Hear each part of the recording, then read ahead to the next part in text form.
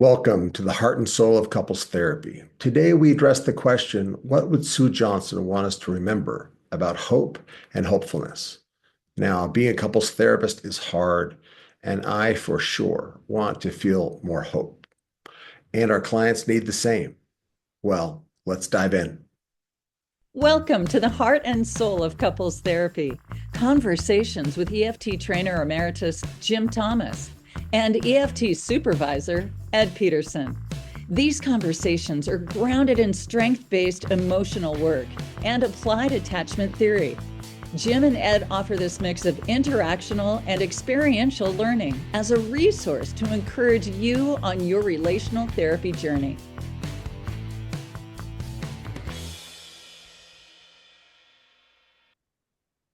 Hello, Jim. Great to be with you. Great to be doing another video in our series talking about what Sue Johnson would want us to remember about EFT and couples therapy. Today, we're going to talk about being hopeful, about hopefulness. Mm. That away, Jim. Tell us, what would you like to talk about when it comes to being hopeful in this work? Well, mm, I was always attracted early on, before I meet Sue, to every like psychological, theoretical, um, therapy idea that had distilled in it hopefulness. Mm, This is important to me personally because I'm not the only one. My sophomore year in college, I went into a kind of a depression, a sort of existential, nihilistic, what's it all about? The excitement of freshman year was over. I was also smoking a ton of pot and was starting to dabble in other substances, which I'm glad I've been clean and free now for just over 4 years. But and I went home to Lima, Ohio, to my younger brother, my mom, uh, some friends in Lima, and I'm in the midst of this, and I decide, no, I don't want to be depressed. How am I going to get out of this depression? And I spent some time, literally, I climbed a tree 40 feet above the ground. I was always a little arboreal in nature. And I had paper, and I just started writing everything that had touched me in my life that was affirmative, hopeful, scenes in movies, songs, lyrics, experiences. And I wrote and wrote and wrote and wrote. And when I got to the bottom, and I sat there and so what is this all saying to me? Say yes to life, hold on to hope. There is a purpose, whether it makes no sense to you or not right now, boom. And I came down from that tree, and the depression starts to lift.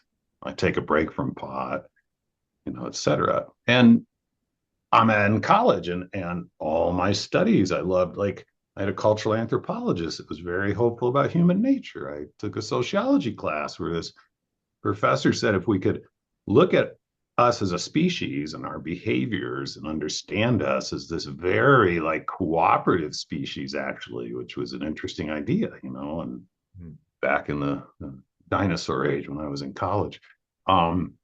I took a linguistics class, and the professor said if we could all understand how language forms our world and be more understanding, with people with another language, and don't talk really loud, they won't understand your native tongue just because you talk louder. This is a human phenomenon. Not just Americans do this.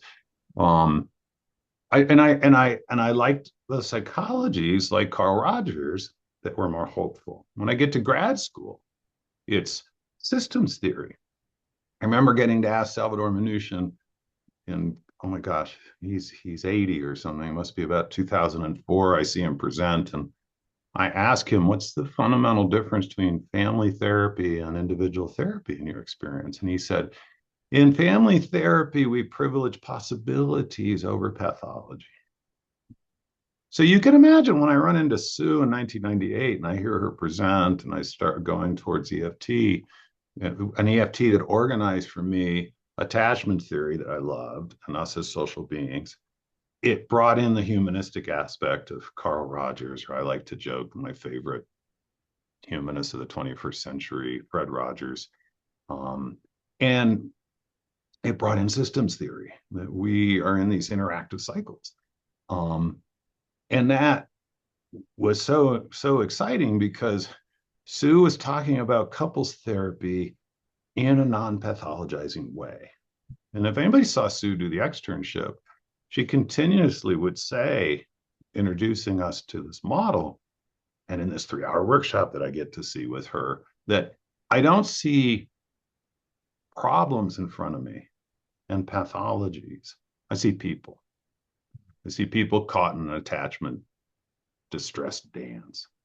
I see other humans like me struggling with these negative interactional rigid cycles that they get caught up in, she would say. And I start to gravitate towards, and I'm interested in emotions from growing up in a pub and watching the emotional dance at the pub, watching the emotional dance with my parents, watching the emotional dances in my therapy. I'm attracted. I go to study with Les Greenberg because he's supportive of emotions. And I start to learn, she would say, that it really is a lot about fostering vulnerability and vulnerable conversations. And that I'm just stoked when I hear this, because Sue does not ever say things like, the couple got together because they're trying to recapitulate and get through old struggles with their parents. They didn't get together because the codependent walked into the arena and found the alcoholic. And they didn't get together because they're working out some sort of, they don't have to have like a particular pathological reason. And I love this because I've been doing this a long time, Ed. And over and over again, I discover when you get people's attachment system to come down a bit from that defensive protective place, or you wake up that previously withdrawn partner's attachment system that's hypoactivated, and you go back to the beginning, that one or both partners knew so early on, this could be my person. There's something about this person. And Sue would love that. I can imagine if Sue were still alive and I could fly up to Victoria and we're walking around, or she wants to go kayaking or something, things I wish I'd done. That's another story, regrets. But I could imagine saying to Sue, I found this thing that 95% of the time, the beginning was very precious for one or more, Sue. And I started doing this wonderful thing. I bring them back in an emotional time machine. And I say, well, let's imagine you are on that first date, or you are talking to them in class, or you are in this hiking club with them. What is it you couldn't say to them because you didn't want to go too fast, take the big risk, creep them out? And it is this powerful, hopeful stuff of, there is something about you. There's something about your voice. There's something about the way you carried yourself. There is something physically attractive about you. There was all these things at multiple levels that pulled me towards you. And this is the hopeful thing that Sue kept talking to us about. I brought it to a focus in a gaining traction, get to softenings workshop, where I had said to Sue, what do you do in supervision and have supervisors doing these studies that results in so many couples getting to bonding events? Because we know if we had the data, more couples are getting to those bonding events in these studies where they're getting that supervision and they're not doing treatment drift than are in our offices when we try to do EFT. And we'll talk about this in the next video, which is all of our exits we make when we don't think EFT is working. And that Sue said, well, I am focused on emotions. I build momentum. I seek to deepen emotions on both sides of the dance or in the family every session, right? And when there's that de-escalation, I get to the bloody softenings. And she meant withdraw or re-engagement, blame or softening. I get there. I had to be in the struggle, because one thing I think that's hard is Sue didn't really seem to struggle with this. She could be with immense pain. She could be with the distress. I think she might say to me, if we're chatting right now, well, Jim, all that stuff I learned as growing up in a working family, raised in a pub, you know, etc. Like, um, none of this stuff was a surprise to her. Right. The drama of close relationships, I like to say, didn't shock Sue. Yeah. So the hopefulness is in Sue identified to us that these core bonds and these dances that people get into and stuff are so real, like we talked about in our previous videos. Attachment distress is real. The negative cycles that they get into are not sort of like postmodern ideas or social constructs. You know, how we end up talking about them, we could put into a postmodern or social constructivist thing. I mean, we're trying to talk about a territory, and the map is always a step removed, right?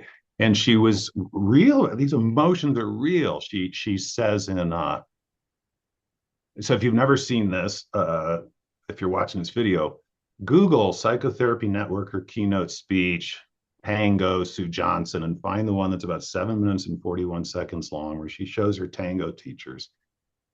Because she says so excitingly, she says, the power, now this is 15 years ago, but the power of the last 20 years is we're seeing how lovers so co-create each other in their dance, right? And she starts talking about the tango, which is what I want to spend the rest of our time talking about, is Sue talking about the tango before the EFT tango. Yeah. Right. And in that, she says, what's so beautiful about the tango as a metaphor for understanding this EFT and couples and families is tango as a dance has form with improvisation. And isn't that the whole sort of dialectical tension or something, the pull for us as therapists? A part of us just wants form. Just give me a cookbook, a workbook. Tell me the thing to say when they say this. Tell me what to do when this happens. Tell me what's the next move. And another part of us would love to just, if I just show up authentically and then just with the couple, things will be okay. And it's a bit of both. Right. And this is right. You find, Well, yes, and there's so many things you're saying that bring up a lot of real important emotions and thoughts. But I love that first of all, what I hear you saying, Jim, is there is a hopefulness in one seeing people, seeing couples as people, not as diagnoses, not as something that we read in a book that we can make sense of, but actually that you can show up with me here as a human being. And I think that's what I'm hearing you say is there's a certain hopefulness, but it's also, I think for a lot of therapists, there's a lot of fear that comes with it because it's like, if I'm just going to show up with just me, right? Where is this scaffolding? Where is that book? Where is Jim? Where is that rule book that I can follow? And I think what you're saying, what Sue was saying is we have to trust that we're going to show up as human being to human being. Something magical can happen, but it's not per se something that we can control. right. And it's not as, we're always looking for, like, I remember the excitement when on the listserv years and years ago, and somebody had found a way and gotten Sue, or maybe it was like Catherine Ream or Gail or something, had come up with a really good description for an evocative sandwich, and it was like you come in with this, reflection, you do this heightening of something, and you do another reflection, and so you've got the like comfort with the evocative part, and everybody goes wild for a moment because like that's it. If I just do more evocative sandwiches, that's going to change everything. And it's like, well, this is really a way to show up and be with people's experience. Mm-hmm. And it's important. These are good tools to learn. So what the hopefulness for me is Sue is saying, if we can show up and get into their lived experience, the emotions, the primary nature of that lived experience, if we can go and embrace the distress they're in without pathologizing them, without scolding them, without correcting. Sue loved the few things that I said that Sue was like, oh gosh, I really like that. And once in like 2011 or somewhere, I said, we are less a We're not a correcting model, we're a connecting model. Hmm. And we connect first the couple before we expect the couple to connect with each other. Now, the connect part's a little, I would change that now because they're connected when they walk in. Right. That's the brilliance of Sue. Sue was not, I quoted, I think in the first video did, with some of the things she said in a Psychotherapy Networker article, that I was fascinated by how people that in the referral call or the waiting room seem to be perfectly able to communicate and settle, and they get into the safety of the therapy room and they both start to look like, oh my gosh, what is going on with these people? That they have too much to drink before the session? You know, what's happening here? Right. And that's what I mean by Sue was not afraid of the couple's experience, and she was going towards it. And then she started to teach us, which we get to in the next video, is she would listen to the signal and not get lost in the noise. Mm. You go to a lot of science, physical science, and communication theory, sociology, statistics. Statistics talk about got to look for signals and not get lost in noise. That Sue, and what's the signals that Sue wanted us to listen to? Attachment to stress, the emotionality, what's the under, to see that reactivity in a lot of ways is the noise. It's very tempting to get lost in it. And people are looking for someone to say, shouldn't we do more with reactivity before we go to the signal? Before we go to something core? And Sue always, it's like, it's about us responding. So what's a tango? Form with improvisation, responsiveness, resonance, she talks about in that clip I recommended, that there's a resonance, there's an emotional resonance happening. That resonance is going to come from where first? In a couple or a family that's just, you know, either going all over the place in reactivity or look just shut down from each other or some combo, where is that empathy and resonance going to come from first? From us. And you were talking about fears about that, right? So what are the fears? Well, right. And it makes me think, it reminds me of some sessions that I've had where it's sort of the same thing that you're saying, Jim, in that people will walk in my office, a couple will walk in my office, and almost as soon as they sit down, you see a change. And it looks like anxiety. It looks like there's some sort of a threat. There's something that happens. Hmm. And I've noticed so many times in that moment that very quickly something will happen inside of me, which is also some sort of a fear response. What's happening here? What's going on? And this quick kind of desires, oh, I got to do something. I got to, Right. it's like I'm the road runner and my feet are going really, really, really fast, but I'm not moving. And I Hmm. think one of the things I'm learning from you and from this work that we're doing here is that the first thing that I can do and that we can do is to just slow down, just be with myself, even just for a few seconds to check in, to really look at the person, to really just Hmm. be there with them and not let my own fear and anxiety sort of take me away. I guess that's more of a self of the therapist thing, but I don't know. In some ways, it feels like you're talking about how, again, there is form, but there's also like what say that again, Jim, about especially So I with talk about this form to tango and improvisation. yeah. If you go and look at literature about the process of therapy, use of self, if you talk about that, about common factors, Doug Sprinkle was very big in AMFT. One of my connections with Doug Sprinkle is they want him to run for treasurer of AMFT. So they asked me to run against him. And I said, well, I don't want to be treasurer. And or woman who asked me, said, don't worry, Jim, you're not going to win. Doug's much better known. And then she said, and more respected than you are. And I was like, ouch, I like the known part. But Doug common factors research about what are the common factors in therapy. And one of the things I remember him saying in workshops was therapists need models, though. So we have all these common factors. Therapists need something to kind of hang their hat on, the scaffolding. They need something to say, I have to find some signal. Maybe it wouldn't be Doug's language, but he was in essence saying this. I have to find signals in the noise. But the content tubes Sue talks about in this wonderful book, right? And Hold Me Tight.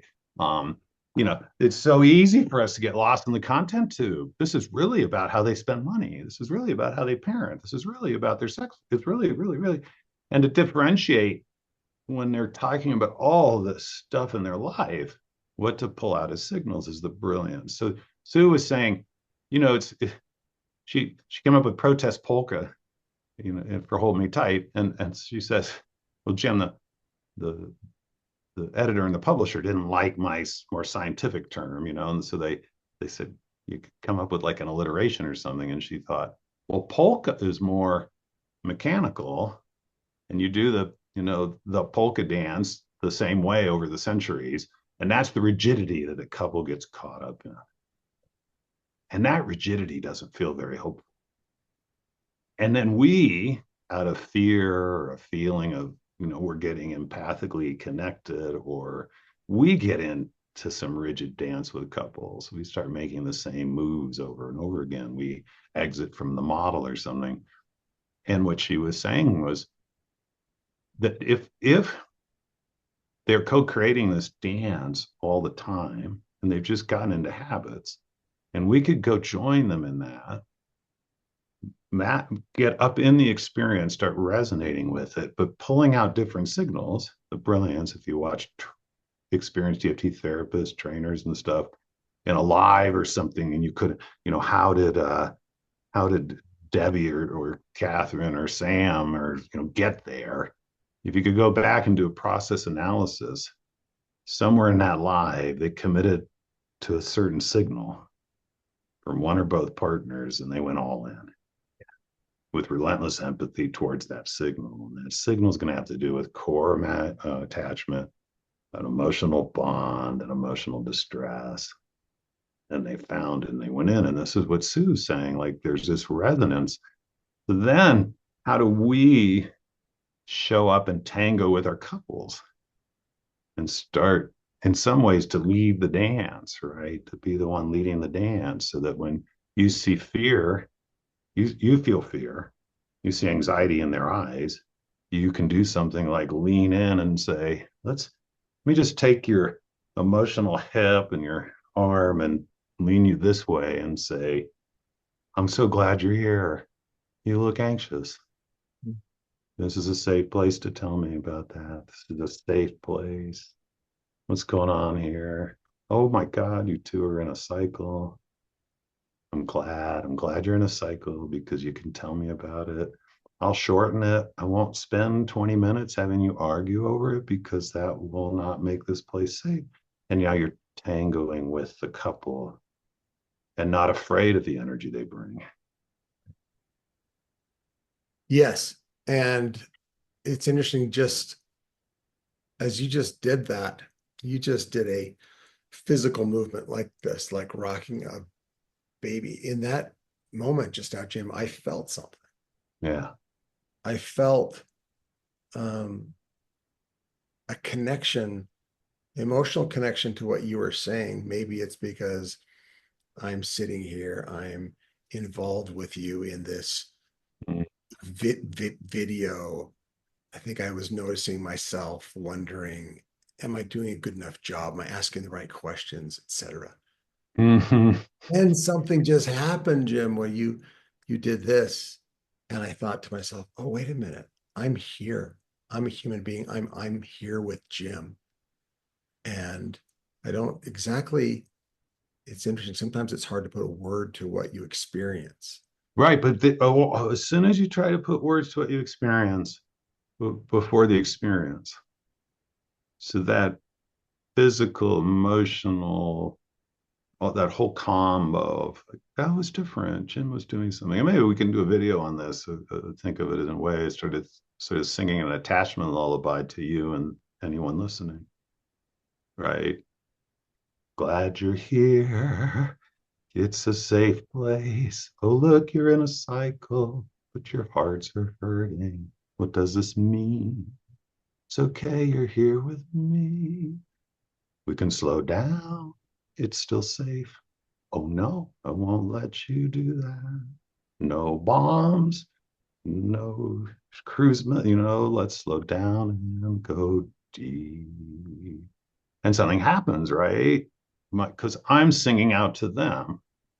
It's a beautiful Allison Lee coined this in one of the second trainer retreat I was in. She was watching another trainer's work and she said, "Oh my gosh, you're singing them an attachment lullaby."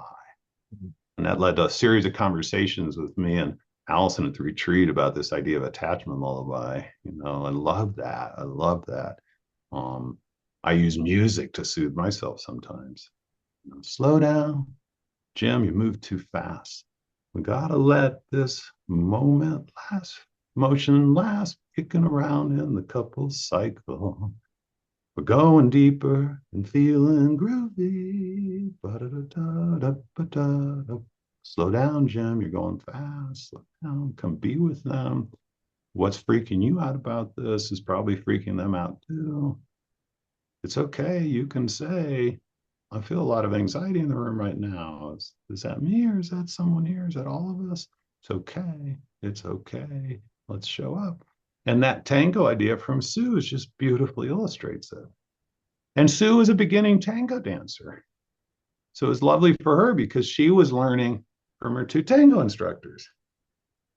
So she went to a place in the world where she didn't have expertise and was learning how to tango and then brought that metaphor in and would talk about EFT as a tango well before we got it's almost formality of the EFT tango. So I want to go back to this, and we probably are getting near to where we want to start to wrap this up.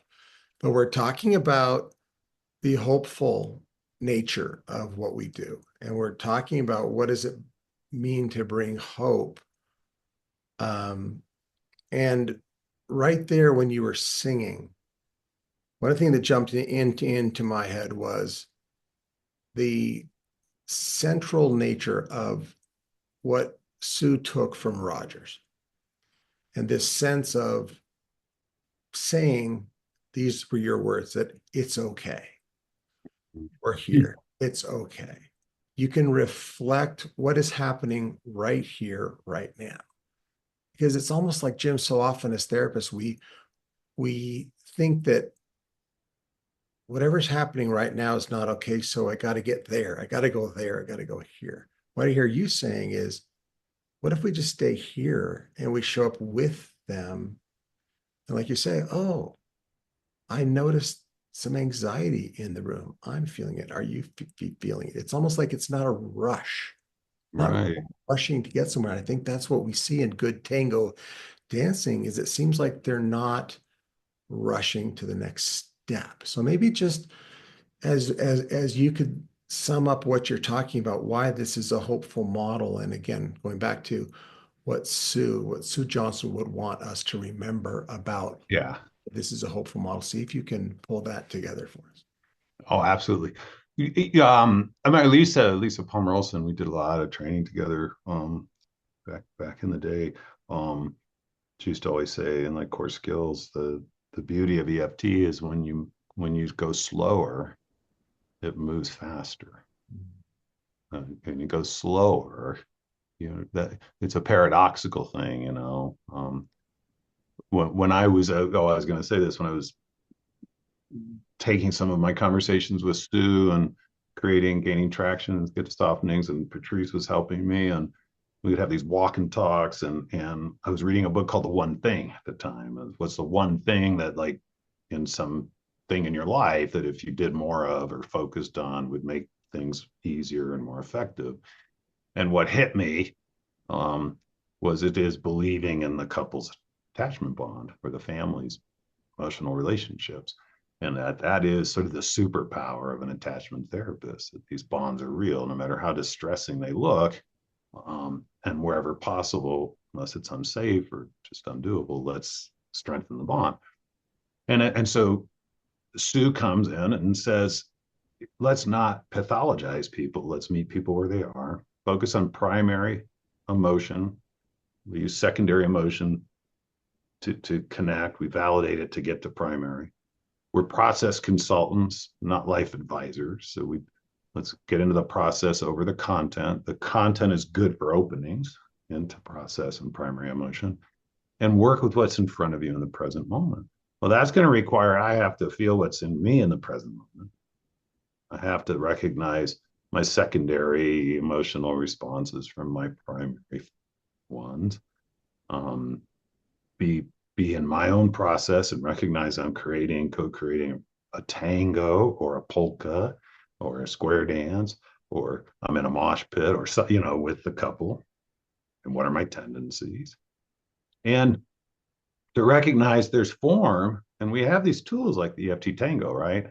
We have core things that we'll talk about in our series that's coming up, like empathic reflection and what does this mean? But we get lost sometimes. And I'll close with this. I'm in Portsmouth, presenting a year or so before the shutdown we all went through. I think it's emotional withdrawers, and it's a couple hours in. It's the morning. It's before lunch, and I'm in front of it's like 110, 20 people, kind of auditorium setting where the seats go up. It's kind of intimidating, but I'm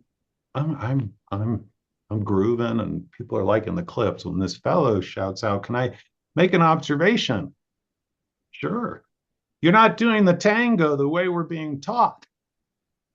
Oh my. I go, uh-oh. The last thing I want to do is I never want to contradict Sue. I want to deepen. I have, like an implied thing. She's like, go ahead and speak what you're saying about EFT. It's good stuff. And I say, what do you mean? And he says, well, I'm in a core skills and I'm being taught, you do these process reflections and you spend some time in this empathy. And then you find something, you distill it, and then you process it with the person who said it, and you process it with the person who received it, and then you tie a bow, and then you go back. I heard a clip with Sue that kind of implies this, right? That you go around over and over again. And he says, you're doing something different. He says, you're going like, okay, the cycle erupts. And then you go, like the woman just said, I don't want to be married to him anymore. And you went process frame, empathy. You went 1, 1, 2, 1, 2, 2, 2, 1, 2, 2, 2. She starts to settle 2, 2, 3, 3. Can you imagine telling him 3, back to 2, back? And then he says, and then when you went to the fellow, you did this like 1, 2, 2 in the tango, 2, 2, 3, 4. Right. Back to 2. You didn't ask her what she thought about what he said. Back to 2, and then another 3, and then a 4. He shares again. You weren't following the playbook. Yes, but I'm doing form and improv. In that moment, that night, I re-listened to Sue talking about the tango, and I said, she would love this, what he said, right? And then he said, you waited. He shared 5 deep things, and you saw something in her face, and then you asked her a very specific question. What's this like? The signal he's sending you now compared to that dance. And this is a woman who 50 minutes earlier said, I want a goddamn divorce, who reaches over, squeezes his hand, and says, you're back. I can see you for a moment. When will you go away again? 1, 1, 2, 2, 2, 1, 2, 3, 2, 3. A polka might go 1, 2, 3, 4, and a 1, 2, 3, 4, 1, 2, and a 3, 4, and a 1, 2, 3, 4, and a 1, 2. Sue wants us to be in there experiencing. And the hope is, now I'm showing up differently. I'm paying attention to signals over noise. I'm attending to primary experience. I'm communicating it's safe. And I can start to help bring out other aspects of their dance, not just that rigid dance they're caught up in. And that's the ultimate hopeful part, is that we can show up. And Sue's given us a nice, as Doug Sprinkle would say, we need a model. We have attachment theory, we have the science of emotions, and we have an understanding from systems theory that people get caught up in reciprocal feedback loops, and that we can come in, the cybernetics of cybernetics, we can come in and join the system. But that, as Mnuchin used to say, I want to be that aunt or uncle who's come from afar and is part of the family, but kind of speaks a different language and says things a little differently, and it impacts the way Thanksgiving goes. And that's the hopeful part. We can have an impact.